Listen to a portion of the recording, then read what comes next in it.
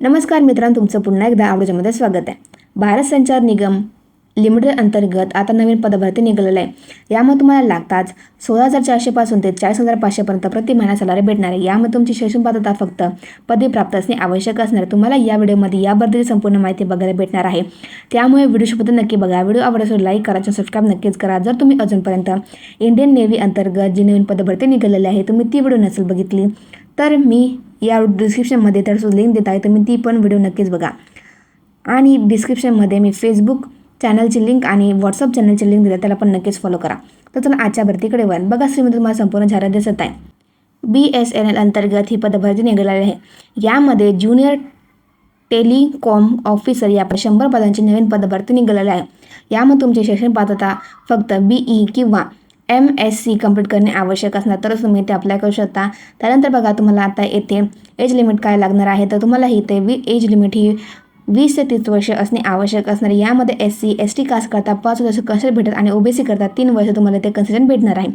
तुमचं नोकरीचं ठिकाणी संपूर्ण भारतभर असणार आहे आणि येथे तुम्हाला फी किती लागणार आहे बघा, तर जनरल OBC EWS करता 2,000, SC ST आणि PWD कास्ट करता येथे 100 रुपये तुमची ॲप्लिकेशन फी असणार आहे. ॲप्लिकेशन मोड हा पूर्णपणे ऑनलाईन असणार आहे.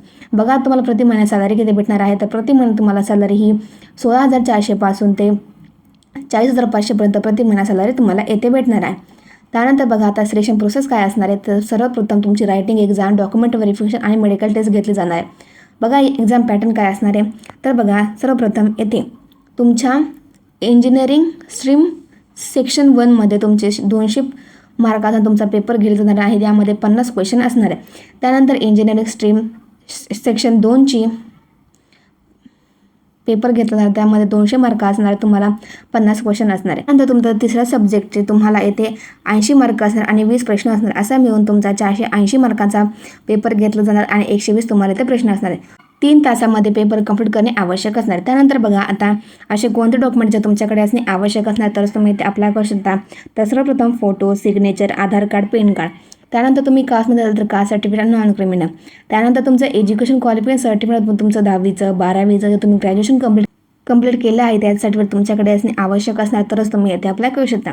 बघा आता ॲप्लिकेशन स्टार्टिंग डेट काय असणार, तर ॲप्लिकेशन स्टार्टिंग डेट ही 4 जून 2026 पासून चालू होणार आहे व ॲप्लिकेशन लास्ट डेट ही 3 जुलै 2026 असणार आहे. मित्रांनो तुम्हाला डिस्क्रिप्शनमध्ये ॲप्लिकेशन लिंक आणि नोटिफिकेशन लिंक भेटून जाईल. जे कोणी पण या बद्दल पात्र असेल तर नक्कीच फॉर्म भरा. व्हिडिओ आवडल्यास लाईक करा, सबस्क्राईब नक्कीच करा.